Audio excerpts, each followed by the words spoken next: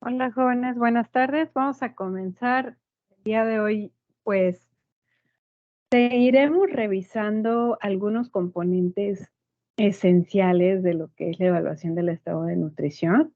Lo hemos hecho durante estas, bueno, ya casi 3 sesiones y con la intención más que nada de que tengamos como el esquema en grande, ¿no? La idea general de lo que es la evaluación del estado de nutrición para ir cada vez acercándonos más y más a los diferentes componentes que le integran.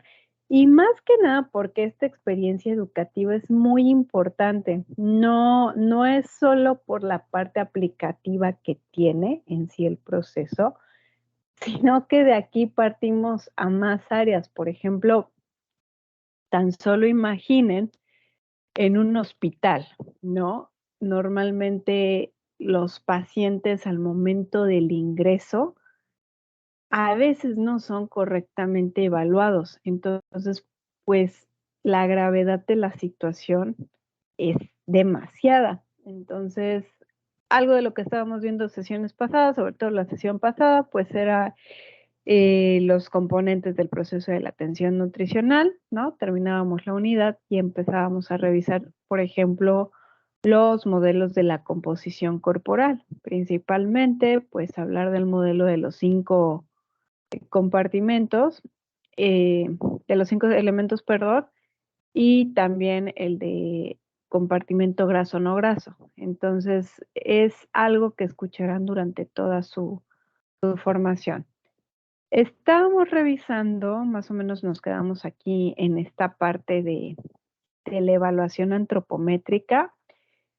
Aquí es el evaluar todas, absolutamente todas las dimensiones lineales, volumétricas, toda la composición corporal y, pues, estimar, ¿no? Principalmente las reservas que tenemos, por ejemplo, el tejido adiposo, que es nuestra unidad de reserva de la energía, y el tejido muscular, que es la reserva proteínica que tenemos. Entonces, gracias a la antropometría podemos comparar datos a nivel individual. Por ejemplo, el evaluar cómo es el crecimiento de un niño respecto a los de su grupo de edad. También extraer registros longitudinales para poder determinar la tasa de crecimiento o bien algún otro parámetro que se destine, o bien pérdida o aumento de peso. Y pues también en ciertos tipos de estudio identifica la situación de un individuo. Ahora, tenemos diferentes indicadores antropométricos. En este sentido, por ejemplo, tenemos el indicador de la masa corporal total, que muchas veces es expresada en el peso, porque el peso es la suma de todas las partes que componen nuestro organismo, ¿no? Aquí es el comprender fluidos, huesos, músculo, vísceras, etcétera. En cuanto a los indicadores que tenemos para estimar la dimensión lineal, podemos hablar de la talla o de la longitud, ¿no? Evaluar incluso la longitud por segmentos, ya sea bien del segmento superior o inferior. También tenemos diferentes indicadores que nos ayudan a evaluar la estructura ósea o la complexión. Por ejemplo, diámetros, ¿no? Principalmente, circunferencias, por ejemplo, la circunferencia de muñeca, o anchos, por ejemplo, el ancho de codo. Y tenemos indicadores que nos ayudan a evaluar la composición corporal, principalmente gracias a los pliegues o bien eh, algunas otras pruebas, ¿no? Como es el caso de pruebas de bioimpedancia, como habíamos estado revisando en un momento dado.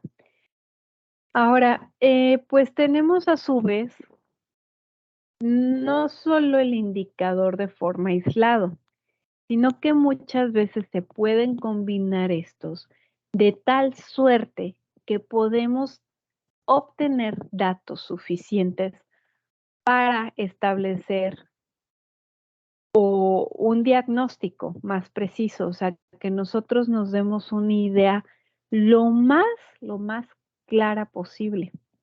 Por ejemplo, yo puedo evaluar el peso de una persona, de un individuo, y compararlo con su grupo de edad correspondiente, sobre todo en la población pediátrica es muy usado esto. Yo comparo cómo es el peso para ese grupo de edad en el que pertenece el paciente. Asimismo, aplica con lo que viene siendo la talla, ¿no? Yo puedo evaluar la talla para la edad. También, por ejemplo, puedo tener mezclas, ¿no? Puedo tener el peso para la talla, que aquí no se los coloqué. También puedo tener el índice de masa corporal para la edad. Me permiten estimar qué tal va el crecimiento. También la circunferencia de cintura, la circunferencia de cadera y sacar índices a partir de este índice cintura-cadera, también aquí no está mencionado, pero el índice cintura-estatura, que me ayudan a tener una interpretación aún más clara. Y de hecho hay indicadores que guardan una relación más íntima con lo que es un riesgo. Por ejemplo, el índice cintura-estatura guarda una íntima relación con lo que es el riesgo a enfermedades cardiovasculares. También la circunferencia del brazo, en la mayoría de los casos, me sirve para compararlo con la población de referencia de la edad y poder determinar un exceso o deficiencia nutricia. También los pliegues, pues bueno, los pliegues principalmente me ayudan en lo que es la evaluación o determinación del porcentaje de masa grasa. Puedo usar un pliegue de forma aislada, sin embargo, se sabe que cuando se cuenta con más de un pliegue, sobre todo cuando tenemos 4 pliegues, nos ayudan a establecer un diagnóstico más certero. Ahora, por edades existen ciertos indicadores y ciertos índices que se usan. Quiero que observen con detalle en la tabla. Tengo, por ejemplo, el grupo de 0 a los 5 años, en donde yo puedo usar la determinación del peso, la determinación de la talla, la clasificación de Waterloo, talla para la edad, peso para la talla, también ahí me faltó peso para la edad, el índice de masa corporal para la edad, la circunferencia cefálica hasta los 3 años y la circunferencia del brazo. En el caso de los 6 a los 10 años, yo puedo usar el peso para la talla, la circunferencia del brazo, pliegue cutáneo tricipital y el índice de masa corporal. También en el caso de 11 a los 18 años son muy similares, pero aquí se incluye el índice cintura-cadera, la circunferencia muscular del brazo. Empiezan otros indicadores a ser de utilidad en este momento. En la población de más de 19 hasta los 55 años y más de 55 años, puedo utilizar los mismos indicadores y en el caso de la gestación, pues puedo evaluar el peso, la talla, la circunferencia del brazo, circunferencia muscular, el fondo uterino. Incluso dependerá, porque recuerden que puedo tener gestantes adolescentes, entonces estaría haciendo una mezcla de los indicadores que se pueden emplear durante ese momento de vida. Y también se usan estos indicadores indicadores e índices, porque el interés se tiene un interés en particular. Es decir, pues en la población pediátrica lo que me interesa es evaluar cómo va el crecimiento, ¿no? Cómo va el desarrollo. En la etapa adulta me interesa determinar qué tanto riesgo existe para lo que es enfermedades, ¿no? Sobre todo las enfermedades crónico transmisibles. En cuanto a lo que es la parte bioquímica, es una parte muy bonita, en el sentido de que los análisis bioquímicos, recuerden que es la parte más precisa, o sea, por el tipo de prueba que se usan, muchas veces están sujetos a que se esté comprobando la validez de los resultados del estudio realizado. Entonces, permite determinar cambios adaptativos, procesos de digestión deficiente, absorción insuficiente o excesiva, y se fundamenta que ante cualquier cambio en el sistema endocrino generará cambios en algún compuesto medible en sangre, en orina, en sudor o en cualquier otro tipo de muestra. Sobre todo cuando ustedes estén enfrente de un paciente del cual ustedes tengan la sospecha de que existe una carencia o un exceso nutricional, no lo piensen dos veces, manden a hacer estudios de laboratorio, ya en su momento lo revisaremos cuáles son los de rutina. Y dentro de las desventajas que existen de esta evaluación es que, pues, a veces hace falta, ¿no? Puntos de corte universales y la interpretación de pronto puede ser difícil. Por ejemplo, em, no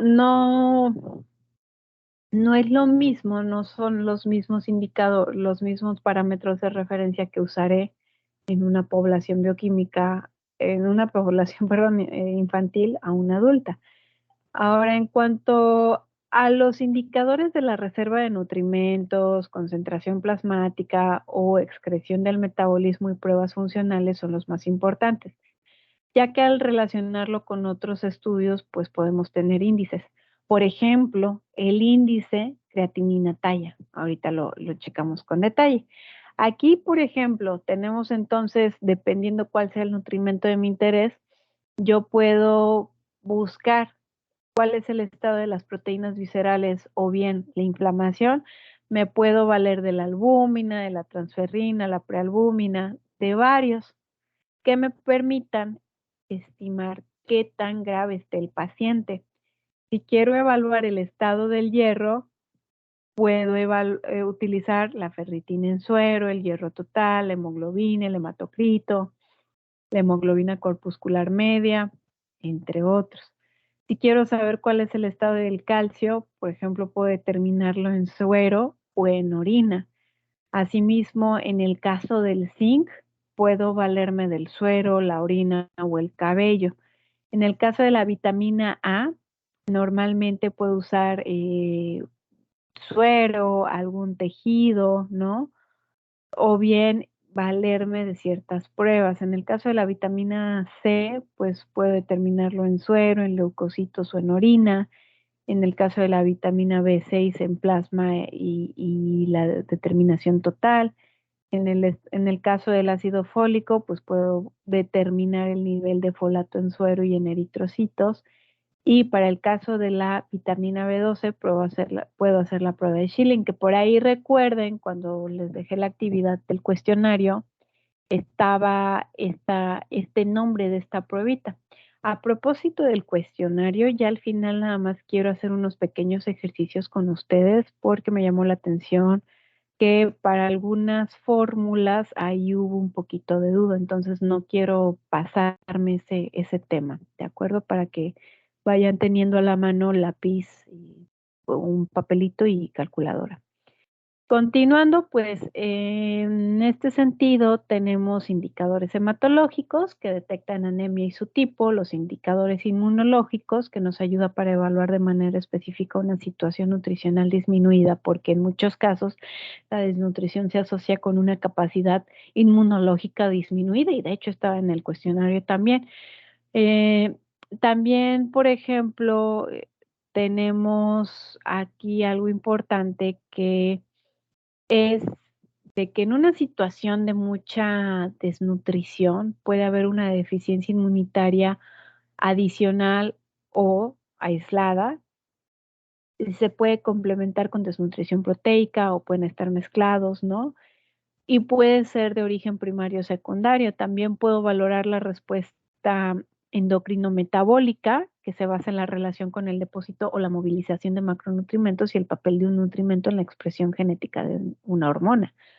Ahora, en cuanto a lo que es la parte clínica, también es muy bonita, perdón, pero es que toda la evaluación del estado nutricional es muy bonito. Ya cuando lo llevan ustedes a la práctica es muy apasionante. Entonces, gracias a la parte clínica es la manera mediante la cual nosotros podemos identificar el origen de la deficiencia nutricional. No es algo aislado bajo ninguna circunstancia. Entonces recuerden que en un estado de desnutrición deficiente, ya sea generalizado o específico, o cuando alcanza un grado determinado de gravedad, conduce a la aparición de signos clínicos evidentes, por lo que se debe de comprobar mediante el análisis de diferentes zonas o de diferentes órganos. Lo más evidente que es siempre el cabello, la cara, los ojitos, los labios, los dientes, las encías, la lengua, el cuello, la piel, las uñas, ver cierta parte del tejido, si se siente algo anormal en el tejido subcutáneo a través de la palpación, el abdomen, ya revisar si es evidente alguna malformación en el sistema esquelético o las extremidades. Entonces, es una valoración global de la existencia de manifestaciones carenciales de la nutrición. Además, pues hay otros indicadores, por ejemplo, la apatía, la pasividad, si está alerta, la expresión facial, la interacción social con el explorador, eh, qué tan alerta o no está el paciente. Aquí, por ejemplo, la Organización Mundial de la Salud propone algunos muy puntuales: buscar manchas de Bitot, perdón, que están ubicadas en la córnea, son placas espumosas y están delimitadas y se ven como por encima, son como unas, normalmente les dicen carnosidades, ¿no? Se ven como unas carnosidades. Estas manchas de Bitot normalmente indican la deficiencia de la vitamina A. En el caso de otro propuesto es buscar estomatitis angular, que son lesiones húmedas, escoriaciones en las fisuras de los ángulos de la boca, que indica la deficiencia de riboflavina y vitaminas hidrosolubles. De hecho, en diciembre es muy común la estomatitis, pues por los cambios del clima empieza a haber ciertas lesiones por estas deficiencias. Por eso por ahí de pronto dicen, ay, tómate este X o Y para que no te vayas a enfermar, ¿no? Y ahí va la automedicación malamente. También, por ejemplo, el esmalte moteado, ya sea que se vean como manchitas blancas o parduzcas en los dientes, ya sea por el exceso de flor, que de hecho en México es común en ciertas regiones del país. Asimismo, el bocio, que recuerden que es cuando la glándula tiroides aumenta de tamaño, pero es tan evidente a simple vista y pues se relaciona con la deficiencia de yodo.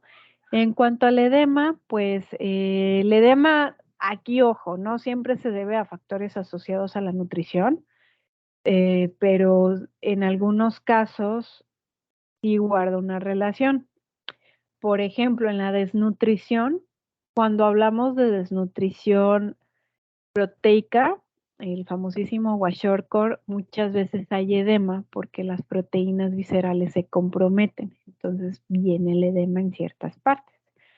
También, por ejemplo, en una fase precoz de edema se detecta cuando comprimimos con fuerza la parte medial de la tibia con un dedo durante 3 segundos. También, por ejemplo, recomienda la OMS que observemos cómo es el crecimiento de la epífisis, que es el aumento de los extremos epifisiarios de los huesos largos, sobre todo del radio y cúbito a la altura de la muñeca, la tibia y peroné a la altura del tobillo. Entonces, aquí, ojo, hay que tener en cuenta la cantidad de grasa en la zona. ¿Por qué? Porque en estados de carencia de vitamina D, los extremos de los huesos largos son prominentes en forma anormal. De hecho, también, por ejemplo, pues ya después, pues se andan ahí curioseando en internet, busquen el pecho en quilla, que es, o el pecho, el rosario, que las costillas se deforman, se ve como si fuera el esternón un barquito, por eso el nombre, pecho en quilla. También, por ejemplo, las piernitas, como dicen coloquialmente, cuando se ven como charritos, también hablamos de cierta deficiencia nutricia. Adicional, pues tenemos aquí, ay, perdón, me salté esta, aquí algunos indicadores, ¿no? Ya determinados, por ejemplo, si quieren evaluar obesidad, ¿qué van a utilizar? El peso talla, evaluar los panículos adiposos, la circunferencia de cintura, la desnutrición. Hay muchas formas de diagnosticarla, pero en general hablamos de un bajo peso, disminución del panículo adiposo, pérdida de elasticidad cutánea, también baja masa magra, en algunos casos edema, como les decía del kwashiorkor. Aquí además va a haber atrofia, cambios en el cabello tiene el signo en bandera, es decir, se ve como de la punta es más colorido y hacia la raíz más descolorido. ¿Por qué? Porque ya no hay lo necesario para producir la coloración. Si hay esto de deficiencia A, pues lo que mencionábamos de las manchas de Vitot, principalmente en el caso de deficiencia de riboflavina, pues es tomatitis angular, eso ya lo habíamos mencionado. Tiamina, tanto tiamina como niacina pueden observar que la lengua cambia, hay pigmentación cutánea, en algunos casos hay facilidad a que se caigan los dientes. Asimismo, en el caso del ácido ascórbico, afecta sobre todo a las encías, sangran, se caen fácil los dientes, hay deformidad torácica en algunos casos. En el caso de la vitamina D, pues ahorita se los estaba mencionando, perdón, las piernitas en X o en O, que se vean como charritos o como metidas las piernitas. En el caso de la deficiencia de hierro, pues está la palidez de las membranas mucosas, celoniquia, atrofia de papilas linguales. También no está aquí, pero existe un síndrome, suena chistoso, pero es real. El síndrome de piernas inquietas, normalmente el paciente está moviendo las piernas de forma involuntaria, muchísimo. En el caso de la deficiencia de yodo, pues la tiroides se observa crecida, son como los más principales. De hecho, en el portal de Classroom, en lo que es el material de consulta, nada más está un anexo, pero les va a ser de mucha utilidad del libro del manual de lineamientos para para la práctica clínica, enfermedades crónico-nutricias de Otilia Perichard, y viene ese anexo, o sea, trae todos los indicadores, todos los signos y síntomas de las deficiencias nutricias más comunes. Entonces ya es como un extenso de estas mini tablitas que tenemos aquí. Ahora, en la parte de la dieta, es uno de los más importantes en la evaluación del estado nutricional y que, como bien mencionábamos la clase pasada, en algunos casos cae en desuso su análisis, ¿no? ¿Por qué? Porque tiene un alto grado de dificultad y a su vez tiene un mayor riesgo de error, desde la aplicación de las técnicas hasta la interpretación y el uso de sus resultados. Es todo un arte. Entonces, proporciona este método de información cuanti y cualitativa de la dieta a nivel individual como colectivo. Entonces, la elección de la herramienta de evaluación dependerá de los objetivos del estudio, qué información se desea, las características de los sujetos, los recursos humanos, recursos financieros y materiales. Es lo más extenso, lo más variable y también tan solo reflexionen unos segundos, chicos. Voy a decir una situación poco probable, pero para dimensionar la magnitud, el día de mañana resulta que para su titulación sí o sí requieren hacer una tesis experimental. Entonces, muchas veces en nutrición, ¿qué pasa? Lo que queremos es evaluar el efecto de la alimentación en la salud, lo cual implica sí o sí que se evalúe, se haga un análisis de la parte dietética. Entonces, pues aquí dependerá, vamos a suponer la siguiente situación. Supongamos que Fanny quiere evaluar el efecto del betabel en el rendimiento de los deportistas. Pero pues Fanny tiene que considerar todas las variables dietarias. Entonces Fanny a lo mejor dentro de su evaluación de la dieta utilice el diario de consumo de alimentos. Y pues ahí la información que va a obtener es muy extensa. Ahora supongamos, no sé, se me viene a la mente Liz, supongamos que Liz quiere hacer un estudio en donde relacione la ingesta de calcio con sarcopenia en un grupo de 19 a 20 años de edad, que estarán de acuerdo que es una edad donde lo característico no es justamente que haya sarcopenia, se espera en edades más grandes. Y supongamos Liz considera para controlar sus variables en la evaluación de dieta más de una herramienta. Liz puede decir, bueno, a lo mejor quiero evaluar la dieta pasada, entonces uso un cuestionario de frecuencia de consumo de alimentos, considerando todo el año, y adicional hago recordatorios de 24 horas. Entonces, dependiendo cuál sea el tema del interés, lo que se quiere estudiar, qué tan extenso. Ahora, otra cosa que les estaba diciendo, lo financiero, pues tan solo es el imprimirlo, ¿no? ¿Qué necesitan para aplicarlo? ¿Cuántas personas necesitan para aplicarlo? ¿A cuántas personas le van a aplicar ese cuestionario? O sea, eso depende y es lo más variable. Si no me gustaría expresarlo así, es una lata, sí, pero la información es súper importante y valiosa. Entonces, dentro de los indicadores dietéticos, el primer indicador es a través de recomendaciones de energía y nutrimentos en un país determinado. El segundo, gracias a los índices de la calidad nutrimental y de la dieta, junto con las guías de orientación alimentaria que están en las normas nacionales. Y los valores nutrimentales de referencia representan pues el conjunto de cifras que sirven como directrices para evaluar y planificar la ingestión de nutrimentos de poblaciones sanas y bien nutridas. Entonces, muchos valores de aquí se derivan de algo que veíamos por ahí en bases de la nutrición, pues del concepto de requerimiento nutricional, ¿no? Entonces, aquí entra esta parte de qué es un requerimiento nutricional promedio, cuál es la ingestión diaria recomendada, la ingestión diaria sugerida, cuál es el límite superior de consumo principalmente. Entonces, en cuanto al requerimiento nutricional promedio, es el nivel estimado de ingesta para alcanzar el 50% del requerimiento nutrimental en individuos sanos de un grupo etario, étnico y sexo concreto. La ingestión diaria recomendada, recordemos que es ese promedio más un poquito más para poder cubrir el 97 al 98% del requerimiento nutrimental en los individuos.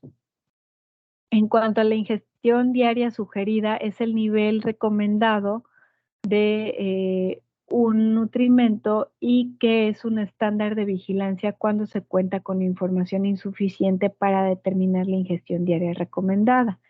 Y el límite superior de consumo es el nivel más elevado de la ingesta diaria que no causa algún efecto en la salud. Por ejemplo, la vitamina A en exceso causa daños a la salud. Entonces el gobierno, por ejemplo, aquí el gobierno de México que por ahí aplicó una política de suplementar productos con vitamina A, se dio a la labor de investigar pues cuánto era lo máximo que podía estar administrando que no tuviera efectos perjudiciales en la salud principalmente. Entonces, todo esto, estos valores nutrimentales de referencia se generan a partir de un amplio margen de seguridad y pues sobre todo se observa y se vigila para saber si hay un nivel bajo o excesivo. Y en México, ustedes, es importante que lo vayan ubicando, pues se emplea la ingestión diaria recomendada de energía, proteína y vitaminas y minerales para la población mexicana del Instituto Nacional de Nutrición Salvador Subirán, principalmente. En cuanto a lo que es la adecuación de la ingesta, pues surgen, ¿no? Igual, así como veíamos que en antropometría y en la parte bioquímica hay índices, pues también la parte dietética no es la excepción. Surgen algunos índices que combinan la adecuación de la ingesta para varios nutrimentos como indicador de la calidad de la dieta, como el índice de adecuación nutricia que se establece al relacionar la ingesta media habitual de un nutrimento con la recomendada por edad y sexo. Entonces, la ingesta, aquí, la ingesta habitual de un nutrimento se determina de esta manera, ¿no? Índice de adecuación nutricia es igual a la ingesta habitual de un nutrimento entre la ingesta recomendada específica por población, edad y sexo. Y nos estaría dando esta parte. Aquí, pues se van a guiar sobre todo de la norma oficial mexicana que regula la ingesta en México. Bueno, no la ingesta, sino da las directrices de alimentación en México, que es nada más y nada menos que la NOM 043. Entonces, adicional, tenemos métodos para la evaluación del estado de nutrición, ya no hablando solo de la parte dietética, sino la parte global, y es un poco el aplicar la metodología de la investigación. Tenemos la parte de la planeación, que es el delimitar el alcance, el objetivo de la evaluación, verificación de la disponibilidad de equipo, los instrumentos de medición, selección de indicadores, los valores de referencia, o sea, todo lo que responde al qué y cómo. Se hace el protocolo de evaluación, se diseñan los formatos para el registro de indicadores, las guías de exploración, observación y la selección de las técnicas de medición y de indicadores. Entonces, esto a su vez se divide en fases que básicamente son dos, que es la estandarización de las técnicas de medición y la medición de los indicadores, que es aplicación de las técnicas estandarizadas de obtención de los datos y el registro en formatos. Mencionábamos justamente la sesión pasada que los formatos a veces se valoran como un separado cuando realmente van juntos en la parte de la evaluación del estado nutricional. Y aquí un aspecto que quiero dejar en claro en cuanto a la estandarización de las técnicas de medición es que resulta importante que se aprenda a medir lo que realmente se quiere medir. Suena muy evidente si yo les dijera en este momento, chicos, ¿saben qué? Vamos a hacer la práctica de la toma de la estatura y el peso corporal. Nos sorprenderíamos cómo en algunos casos medimos diferentes, aunque sea el mismo indicador, se puede medir diferente por cada quien. ¿Por qué? Porque a pesar de que existe una técnica descrita, la omisión de algún punto puede dar una variación muy importante. ¿Esto qué quiere decir?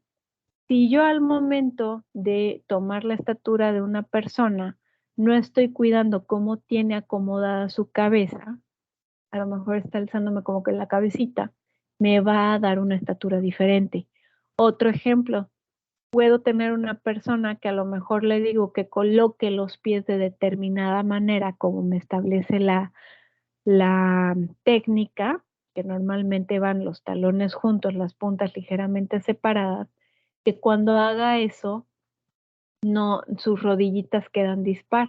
Entonces, en ese caso, yo tengo que colocar al paciente con las rodillitas completamente alineadas. Esa, ese detalle me puede dar una variación en la medición. Es por eso que se debe de aclarar cómo es la técnica y que la persona que va a evaluar la antropometría se estandarice, es decir, practique la medición más de una ocasión para poder decir que está estandarizada. Sus manitas son su instrumento de trabajo. Aunque les sorprenda, ustedes dirían, bueno, es la báscula, es el estadímetro. Sí, también sus manitas y sus ojitos son parte importante en este proceso. Ahora, dentro de la fase del análisis, pues es el depurar los datos que no nos sirvan, porque de pronto, reitero, se obtiene mucha información de la evaluación nutricional, pero puedo no utilizar todo. Calculo índices, indicadores, dependiendo pues qué necesite. Puede determinar índices antropométricos, bioquímicos, dietéticos, determinar el valor nutrimental, energético de los alimentos que me refirieron, caracterizar los hábitos alimentarios. Entonces, analizo toda esa parte, establezco una evaluación, que es el procesar estos datos de referencia, bueno, estos datos que tengo con unos de referencia y categorizar, integrar todos esos resultados para poder identificar la necesidad de la atención.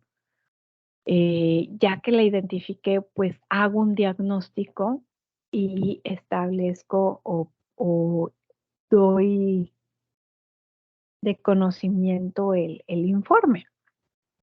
Entonces, como se pueden dar cuenta, no se trata como decir, bueno, sí, voy al Nutri y ¡zas! Ya está. Realmente es analizar toda la información y, como les decía, en el momento que ustedes estén dando consulta, de primera instancia, con base a cómo vayan identificando los hallazgos y demás, establezcan cuánto tiempo les va a tomar ahí con ese paciente. En cuanto a la técnica de medición, les digo que la medición de indicadores es una parte crucial y se deben de aplicar técnicas estandarizadas. Por ejemplo, las técnicas del estudio clínico requieren la observación y la exploración en sitios específicos del organismo. Entonces, dada la naturaleza de esto, existe riesgo de error, sobre todo porque las manifestaciones pueden ser o no de origen nutricio. Por ejemplo, una gastritis la puedo tener por diferentes razones. Las técnicas del estudio dietético son diversas dependiendo del objetivo de estudio, ¿no? Y ahí tienen sus cualidades, ventajas y desventajas. Ahora, también es importante que yo establezca un control de calidad de los datos. Súper importante, de hecho, porque los resultados de las herramientas aplicadas deberán medir lo que se espera medir, por lo que el estandarizar la toma de mediciones es una forma del control de la calidad. Entonces, podemos tener algunos tipos de error por diferentes causas. Por ejemplo, podemos cometer un error por defectos en la información, es decir, yo estoy buscando algo, pero la herramienta que seleccioné para diagnosticarlo no fue la adecuada. Puedo también tener errores de tipo sistemático, es decir, que mis instrucciones sean imprecisas o bien que no se comprenda lo que estoy explicando, o bien que el encuestado diga, ay, me vale cacahuate, no voy a colaborar con este estudio, bye. O bien las aptitudes del encuestador, porque de pronto no todos somos introvertidos, extrovertidos o no hablamos muy bien, sobre todo cuando recién salimos nos da pena hablar, ¿no? No preguntamos de pronto ciertas cosas que sí son importantes. También existen fuentes de error como, tipos de error como la variabilidad intrapersonal, por ejemplo, la variación en los hábitos alimentarios, ¿no? Como la variabilidad interpersonal, es decir, las variaciones entre mismas personas con un patrón de alimentación. Además, puedo tener fuentes de error localizables como sesgo del encuestado y sesgo del encuestador, que ahí existe algún error en la comprensión, una estimación incorrecta de las raciones alimentarias y su frecuencia de consumo, que de hecho esto es súper común. También la omisión de la información es algo súper común. Sub o sobreestimación, error en la codificación, por ejemplo, en la frecuencia de alimentos, en la frecuencia del consumo de alimentos, normalmente se categorizan las respuestas para poderlo analizar e interpretar más rápido. Entonces, a lo mejor se me fue un error de dedo y ya no codifique de la misma manera. O bien, las tablas de composición de alimentos que elegí no eran las adecuadas. Supongamos que estoy en Malasia Y se me ocurre usar las tablas de composición de los alimentos de la USDA, que pues obviamente va a variar sustantivamente, ¿no? En composición. Esto se los menciono porque a veces resulta tan obvio, pero ya cuando estamos en la práctica, sorpresa, no era tan obvio como se creía o como se esperaba. Adicional a esto, tenemos otro aspecto importante que es el ya establecer el diagnóstico nutricio y dar el informe, que su objetivo principal es identificar la presencia de problemas relacionados con la nutrición, la etiología y necesidades de atención.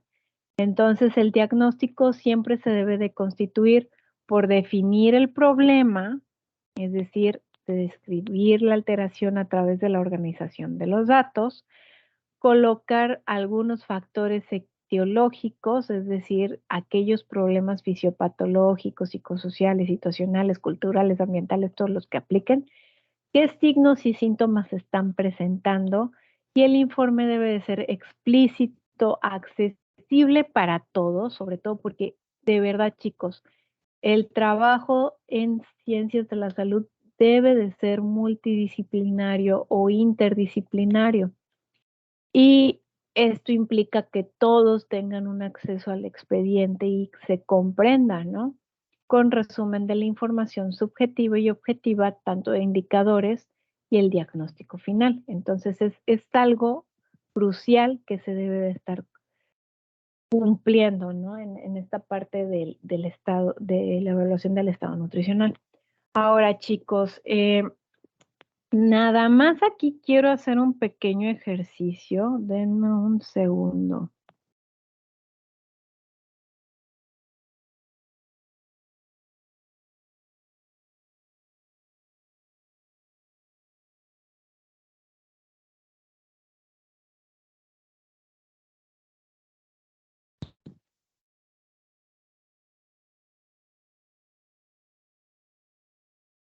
Entonces, por ahí en el cuestionario les había dejado el ejercicio de calcular su peso ideal con base a la fórmula de Broca. El peso óptimo que se obtiene primeramente, pues gracias a lo que es la fórmula de Broca, y tenemos la fórmula del peso ideal con base al LUN. Entonces estoy hablando de dos fórmulas de un peso ideal, pero a su vez de fórmulas de un peso óptimo.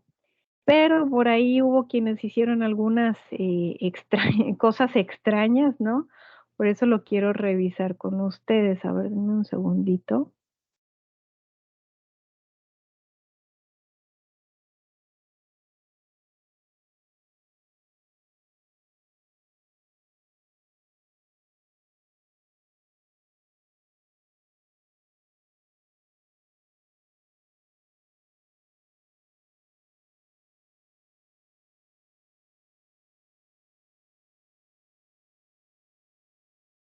No, creo que no. A ver. No, lo voy a hacer con la calculadora de mi celular. Entonces, permítanme. Entonces, primer ejercicio, número 1. Tenemos la fórmula del peso ideal, que básicamente es el que usemos nuestra talla en centímetros, es decir, expresada en centímetros, menos 100. Aquí, por ejemplo, su servidora mide 1,56 menos 100 centímetros, entonces en teoría mi peso ideal con base a la fórmula de Broca serían 56 kilos, ¿no? Ahora, con base a la fórmula de Broca, para determinar el peso óptimo tenemos que se usa el peso ideal de Broca menos, en el caso de los hombres, el peso ideal de Broca menos 52 por 0,02. Y en el caso de las mujeres utilizo el peso ideal de Broca menos el peso ideal de Broca por menos 52 por 0,4. Entonces, aquí despejando mi fórmula, tengo 56 menos el peso ideal de Broca, 52, cierro paréntesis, por 0.04. Como soy mujer, es la variable. Entonces, con base a esta fórmula, mi peso ideal sería de 54.4 kilogramos. Ahora, la fórmula del peso ideal de Lund cambia un poquito en el caso de hombres y mujeres. En el caso de hombres es 6 más 0.78 por la talla en centímetros menos 100 más 0.17 por la edad expresada en años. Y para el caso de las mujeres, la voy a ir poniendo a la par de lo que la voy describiendo, es 7, ahí donde está el 7, 7 más 0.71 por, abro paréntesis, estatura en centímetros menos 100 más 0.17 por edad en años. Entonces, aquí estoy obteniendo que en teoría mi peso ideal según Lund sería de 52.2. Por ahí les había mencionado en esa misma pregunta de ese ejercicio que les preguntaba que cómo lo valoraban, un pequeño análisis. Y aquí pues creo que en general no estuvo como mal comprendido, hubo quienes sí lo externaron, hubo quienes no, ahí se equivocó la mayoría, por eso estoy haciendo la mención. El tema de las fórmulas del peso ideal es que son muchas, ahora no considera diferentes situaciones. Por ejemplo, ahorita les comparto, yo me encuentro actualmente todavía en lactancia, para mí estos 52.2, aunque quiera, de verdad, me tendría que comer como 5 hamburguesas, me cuesta mucho trabajo, ¿no? Puede haber situaciones, el otro polo de la moneda, gente que está con altas cargas de trabajo, mucho tiempo frente a la computadora, pues realmente la fórmula del peso ideal a veces es como muy ambiciosa, ¿no? Por así expresarlo en este sentido.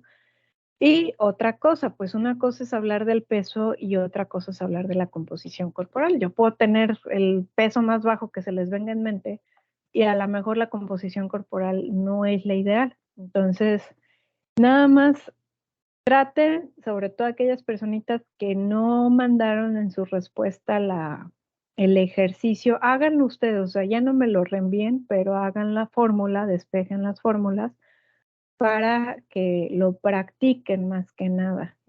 Recuerden que al final de cuentas escogieron nutrición y deben de saber cómo calcularlo porque es una pregunta común. De pronto, ya al momento, lo vamos a revisar más adelante, pero ya al momento de estar evaluando un paciente, si utilizamos el peso ideal nada más como para darnos una idea de todo el trabajo que hay que hacer, ¿no? Entonces, pues nada más. Entonces, dentro de los avisos parroquiales, chicos, nada más, el siguiente sábado se aplicará el examen. Se basa en el cuestionario que me contestaron. Entonces, denle un repaso sobre todas las preguntas que estuvieron mal. Chequen las opciones que están y vuelvan a revisar el capítulo si es necesario para que traten de minimizar los errores en esa parte. Y también se basa en el capítulo 2 del libro que estaba dentro de las actividades justamente de esta semana, ustedes llevaran a cabo la lectura de dicho capítulo. El examen, pues normalmente quienes ya han estado conmigo saben que se aplica en un tiempo de la clase. Normalmente les dejo, depende, ahorita no estoy muy segura, chicos, les confirmo al ratito por mensajito. Les diría si es aplicación de examen y clase o si nada más se van a conectar únicamente para resolver el examen. Para las personas que trabajan, cuentan con ese fin de semana para resolver el examen. Entonces, fecha máxima de recepción del examen domingo 11:59, el próximo domingo.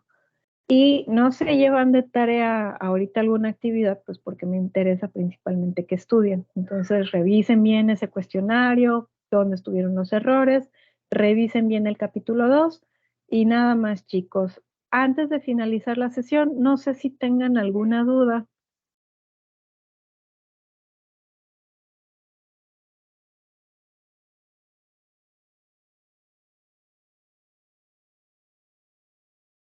No, maestra. Ok, pues ya nos estaríamos viendo la siguiente semana. Que estén muy bien, chicos. Excelente fin.